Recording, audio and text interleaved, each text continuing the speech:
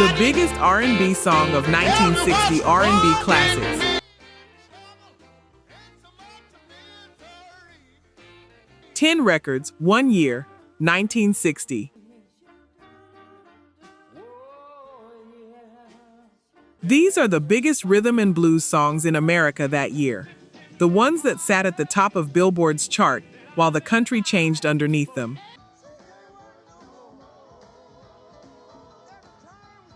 But I am not going to hand you a list of songs.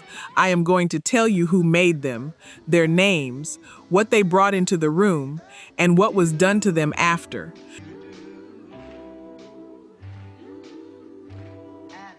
Because most of these names are gone now, and that is not an accident. Number 10, Buster Brown, Fannie Mae. Before I tell you what this record did, I need to tell you how long this man waited for it.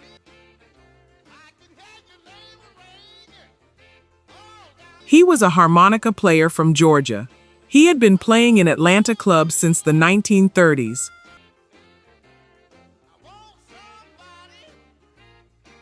In 1943, the Library of Congress recorded him, and those recordings sat unissued. No label, no follow-up, no career.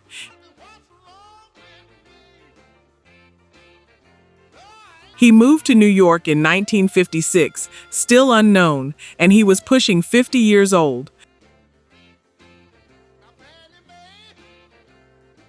Then Bobby Robinson, who ran Fire Records out of Harlem, put him in a studio in the summer of 1959 and let him cut a song he had been carrying around for years.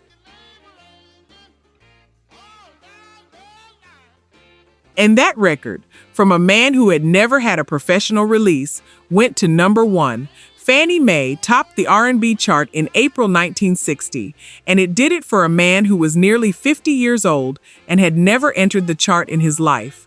It also crossed over to number 38 on the pop chart. I want to be precise about this. He wrote it, he sang it, he played the harmonica on it, and it beat every professional in the country to the top of the chart. He never got there again. Sugar Babe in 1962 was his only other hit, and after that, the chart doors closed. He died in Brooklyn in January of 1976. He was 64. If this record was in your house growing up, if you heard that harmonica coming through a kitchen radio, you already know something the history books left out.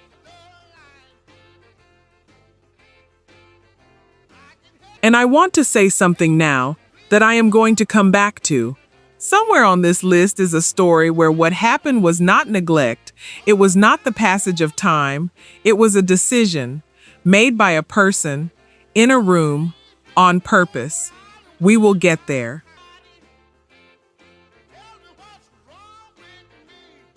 But what comes next is a man who spent his whole life being told who he was allowed to be. Number 9, Bobby Marchan, There's Something on Your Mind, Part 2. His name was Oscar James Gibson. He was born in Youngstown, Ohio, in the spring of 1930. As a child, he was fascinated by the female impersonators who worked the theaters and the clubs.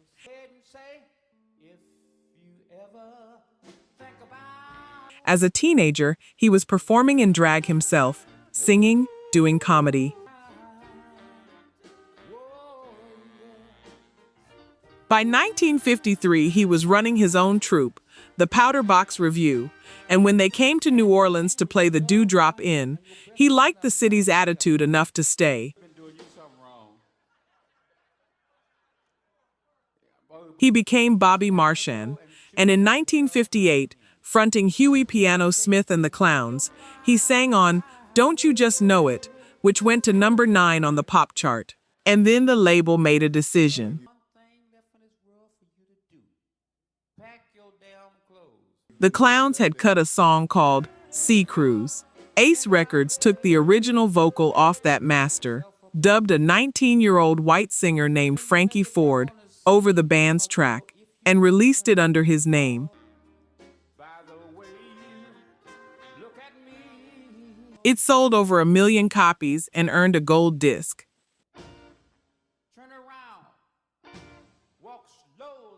Let me be clear about what I am saying. The music was theirs. The record was theirs. The credit went somewhere else. Marchan left the Clowns in 1959. He had already been unhappy watching album covers come back with only Smith's face on them. He signed with Fire Records and cut his own version of a song Big J McNeely had written, a version where he stopped singing partway through and simply started talking, long-spoken passages that turned it into a story. It went to number 1 on the R&B chart and number 31 pop. It was the biggest record of his life. By the early 1970s, he was back in New Orleans clubs, working as an MC and a female impersonator. He died in December of 1999. He was 69.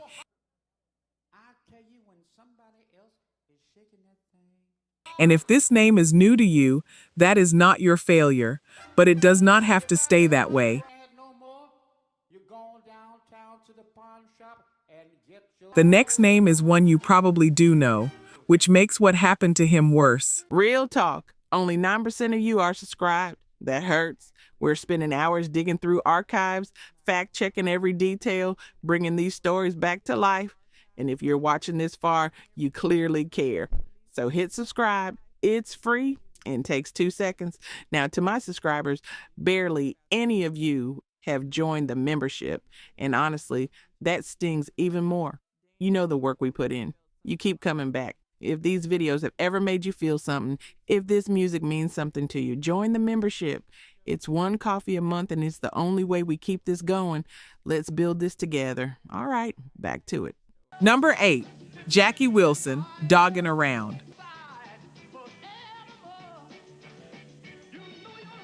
Before I tell you about the record, I need you to understand what this man could do on stage. There is a reason people who saw him could never describe it properly afterward. He sang like an opera tenor and moved like a fighter, and he did both at once, for 2 hours, 6 nights a week.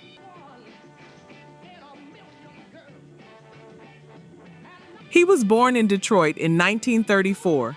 He came up through gospel, and when he signed to Brunswick, a young songwriter named Berry Gordy was writing his hits. Then came the money.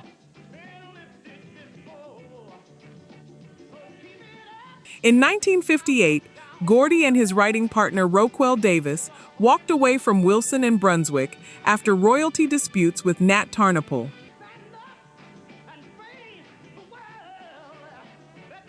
Gordy borrowed $800 from his family, took what he had earned writing for Wilson, and used it to start Hitsville, the foundation of Motown.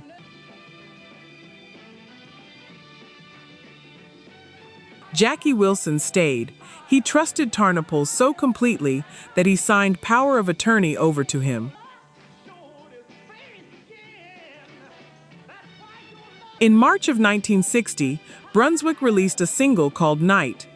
The B-side was a song written by Lena Agree called Doggin' Around, and that B-side went to number 1 on the Hot R&B Sides chart for 3 weeks and reached number 15 pop, while the A-side went top 5 on both charts. 2 number 1s on one piece of vinyl, and here is what he got for it. In 1975, Tarnopol and 18 other Brunswick executives were indicted on federal charges, and the indictment included the charge that Tarnopol owed Wilson at least $1 million in royalties.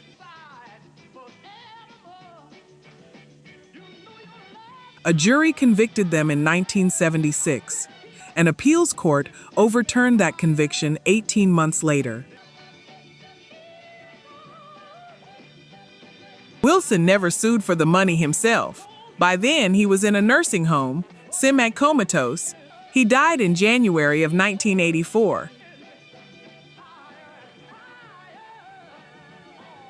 And whether the industry considered that outcome acceptable or simply inevitable, I think you already know the answer. The next man wrote the biggest song of the entire decade, and you have never once heard his name attached to it. Number 7, Hank Ballard and the Midnighters, Let's Go, Let's Go, Let's Go. He was born John Henry Kendricks in Detroit in 1927. His father died young, and he was raised in Bessemer, Alabama, by an aunt and uncle, and the first voice he ever tried to sing belonged to the singing cowboy Gene Autry. A man named Sonny Woods found him working the assembly line at Ford Motors and pulled him into a vocal group. By the mid-50s, he was Hank Ballard, and the group was the Midnighters, and they were making records too raw for most radio. In 1958, he wrote a song called The Twist. His label put it out as a B-side to Teardrops on Your Letter. Then a Philadelphia singer recorded it. Chubby Checker's version went to number 1 on the Hot 100 in September of 1960, and then went back to number 1 again in January of 1962, the only record ever to top the chart across 2 separate runs. Checker's record was so close to the original that when Ballard first heard it on the radio, he thought it was his own. And I will say clearly what most people will not. Hank Ballard did not lose money in 1960. He wrote the song, the publishing was real. By the middle of that year, he had 3 records in the Pop Top 40 at the same time. What he lost was the memory, and that is a different kind of theft. Because in September of 1960, while the country was learning a dance he invented, Ballard released a record he wrote himself.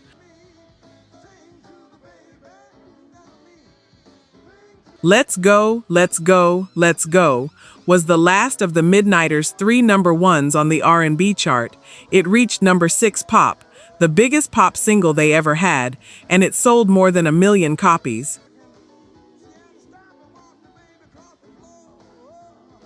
Number 1 on the R&B chart, in the same season that Another Man's Face went on the dance craze he built. He was inducted into the Rock and Roll Hall of Fame in 1990. He died of throat cancer in Los Angeles in 2003. Number 6, Sam Cooke, Chain Gang.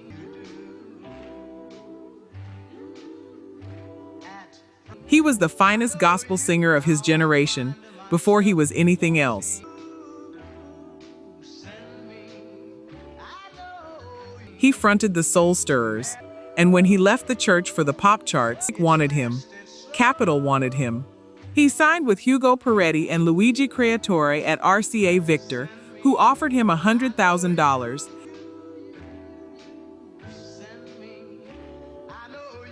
And then he wrote a song about men in chains. It came from a chance encounter on tour. Cooke and his brother Charles passing an actual chain gang working a highway and stopping to give the men cartons of cigarettes.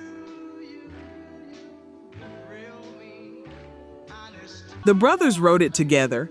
Cooke recorded it in New York in January of 1960, was unhappy with what he had, and came back months later to redo the vocals until it sounded the way he heard it in his head.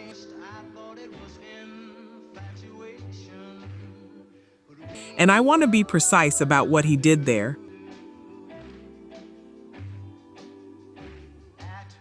He took the sound of men being worked in bondage and put it on the radio in 1960, in a country that was not remotely ready to talk about it, and he made it beautiful enough that they played it anyway.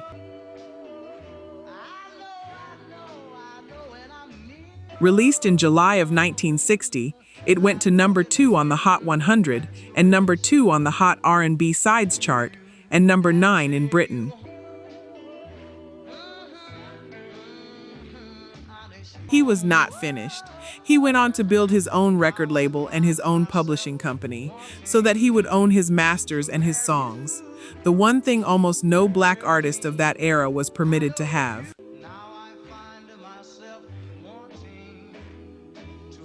He understood the machine. 64. He was 33 years old.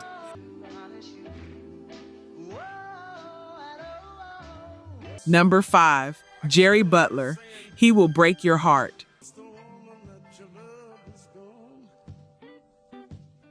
He grew up in Chicago, in the Cabrini Green projects, and he started where so many of them started, in a church choir.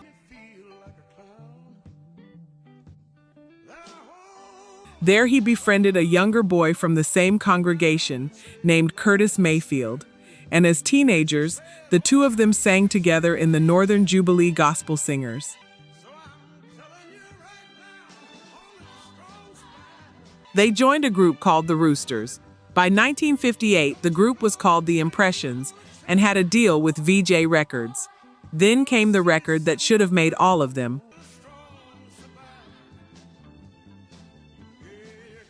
For Your Precious Love, a gospel foundation dressed as a pop song, and Butler had written the lyric when he was 16 years old. And then the label made a decision. They put one man's name in front of the group's.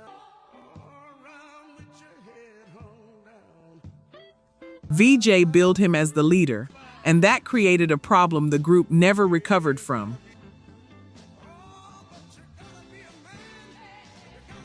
The next single went out as The Impressions featuring Jerry Butler. The one after that dropped his name entirely. The label's founders made no apology for favoring him and convinced him to sign a solo contract.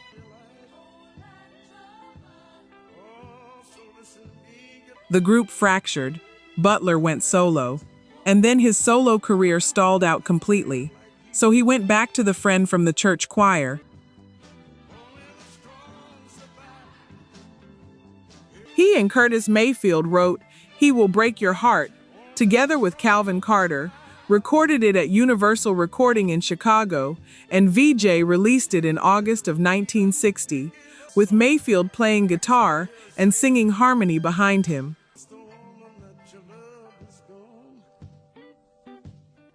It went to number 1 and stayed there 7 consecutive weeks. It reached number 7 on the Hot 100.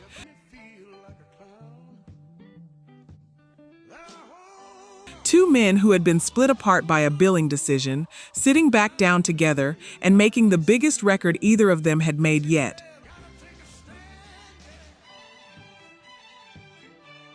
Butler went on to hold public office in Chicago until 2018. He died in February of 2025 at 85.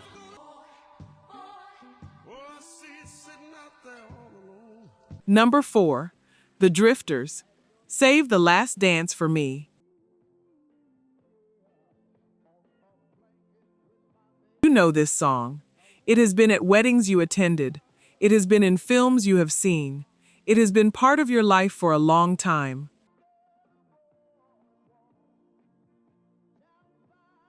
But knowing the song and knowing what it cost are two different kinds of knowing. Let me give you the second one. The man who wrote the words was born Jerome Felder in Brooklyn in 1925. Polio took his legs as a child.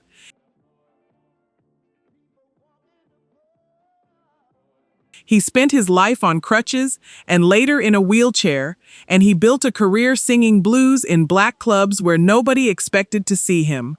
He called himself Doc Pomus.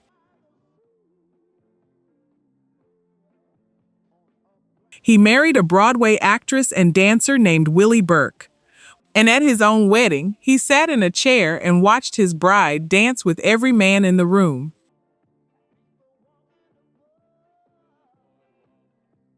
That is where the lyric came from.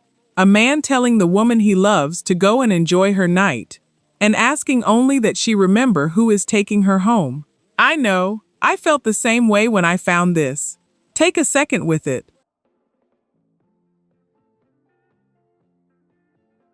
Doc Pomus wrote it with Mort Schumann, Lieber and Stoller produced it. Ben E. King sang the lead, and Atlantic buried it on the B-side, until Dick Clark turned the record over and played the other side on his show. It spent 3 non-consecutive weeks at #1 on the pop chart and 1 week on top of the R&B chart. And here is the second thing you did not know. George Treadwell owned the name The Drifters. He had fired the entire group in 1958 and hired a different group, the Five Crowns, to become them. King said later that they were making maybe $100 a week, money that had to keep them alive on the road and still get something home to their families. In 1960, King went to Treadwell and asked for a raise and a fairer share of the royalties. Treadwell refused. King quit. The record was released a few months after he walked away. The voice on the biggest Drifters record ever made was already gone by the time it reached #1.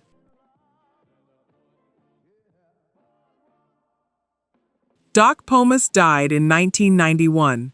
He was 65.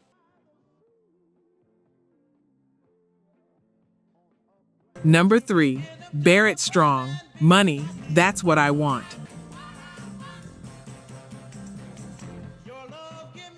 He was 18 years old.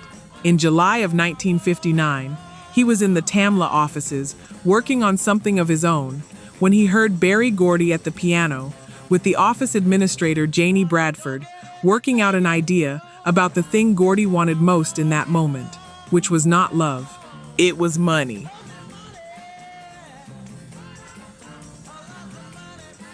Strong sat down beside Gordy at the keyboard, took over the piano, and the three of them built the song right there.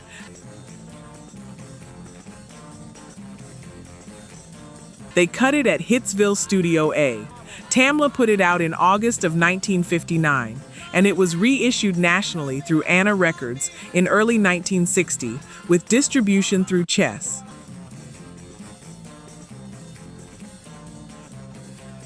It became Motown's first hit, #2 on the Hot R&B Sides chart, #23 on the Hot 100.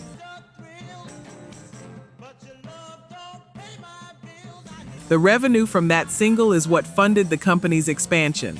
Everything that came after, the Supremes, the Temptations, Marvin Gaye, all of it, stood on this record.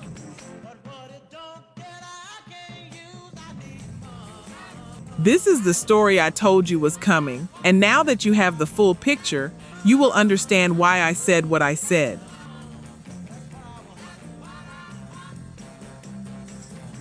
Barrett Strong's name appeared on the original copyright registration for that song. It was removed 3 years after the song was written.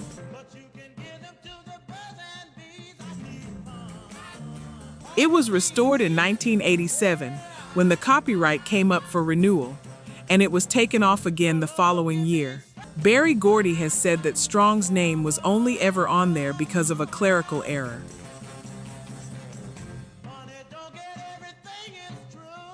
Strong said otherwise for the rest of his life.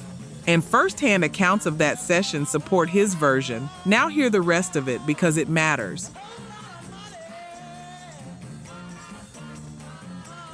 He never had another hit as a singer. He left Motown in 1961, bounced between labels, and came back, not as an artist, but as a writer.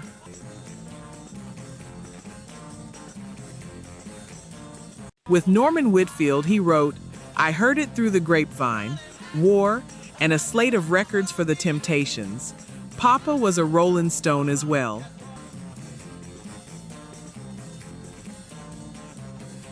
He died in January of 2023 at the age of 81.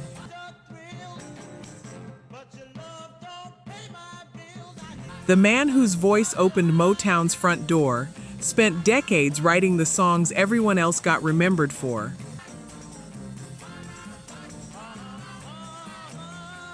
Number 2, Dinah Washington, "This Bitter Earth."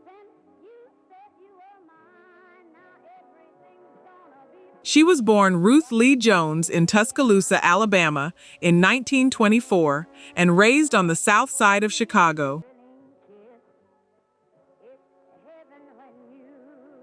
She sang in the gospel choir at St. Luke's Baptist Church. She dropped out of high school for a job with the Sally Martin Gospel Singers.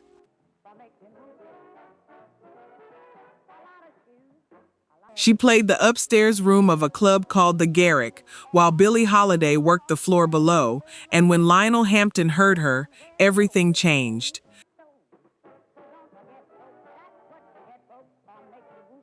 They called her the Queen of the Blues, and she did not consider that a compliment so much as an accurate job title. Now understand what she did in 1960. She and Brook Benton were the only acts to put 3 separate records at number 1 on the R&B chart that year. 2 of them were their duets. One of them was hers alone. That one was "This Bitter Earth," written and produced by Clyde Otis for Mercury. It went to number 1 on the R&B chart and number 24 on the pop chart.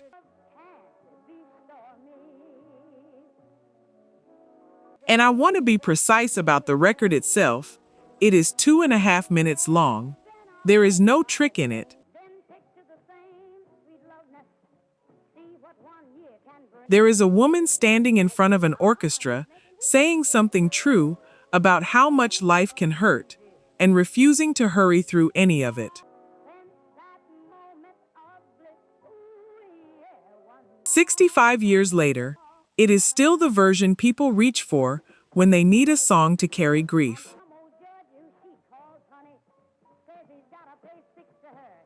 She died in Detroit on the 14th of December 1963. She was 39 years old, an accidental overdose, prescription pills and alcohol.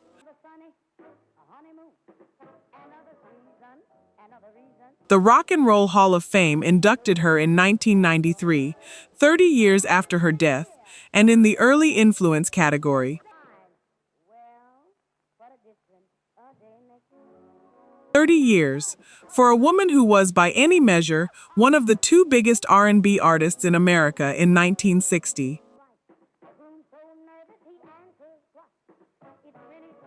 Number 1, Brook Benton, "Kiddio."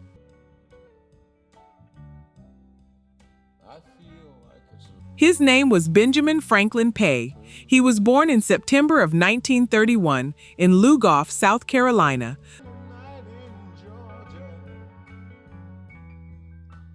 The son of a Methodist minister, and he learned to sing in his father's church.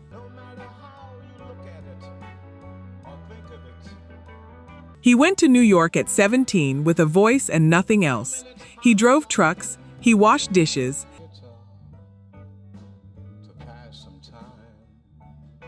and he made his living singing on demo tapes, recording other men's songs so that those men could sell them to somebody famous. Sit with that for a moment. One of the great baritone voices of the 20th century, spending years as the anonymous demo singer, other people used to get paid. In 1955, he formed a writing partnership with Clyde Otis, and their break came when Nat King Cole heard a song of theirs called Looking Back and recorded it. They wrote A Lover's Question for Clyde McPhatter after that. And then Benton realized his own voice was being wasted on demos. He and Otis wrote, It's Just a Matter of Time. It topped the R&B chart in 1959 and reached number 3 pop, and it sold over 1 million copies. Then came 1960, Kiddio, written by Benton and Clyde Otis. 9 consecutive weeks at number 1 on the R&B chart, from August into October. Number 7 on the Hot 100.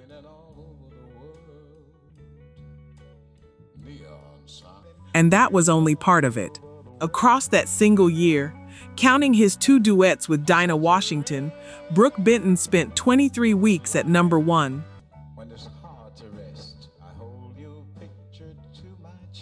Baby, You've Got What It Takes alone held the top spot for 10 straight weeks, the first record to do that since Billboard combined sales and airplay into one R&B chart in 1958. When Billboard totaled the year, Kiddio was the number 1 R&B single of 1960. And the record that finally ended its 9-week run at the top, that was number 4 on this list. He kept working. He came back in 1970 with Rainy Night in Georgia. He died in Queens in April of 1988. He was 56 years old. Now here is the part I need to say clearly, because it is the whole reason this video exists. Brook Benton is not in the Rock and Roll Hall of Fame. He has never received a nomination. More than 45 records on the Billboard Hot 100. Songs he wrote that became standards for Nat King Cole and Clyde McPhatter. And not one nomination.